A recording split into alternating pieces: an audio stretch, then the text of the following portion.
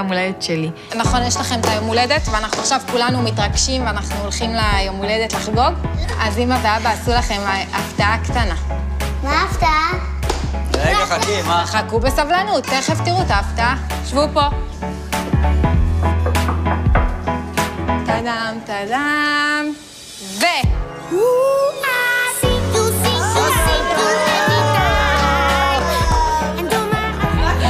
סגרתי את בנזיני וטיילור. בוא לפה, תן לי חיבוק, בוא לפה.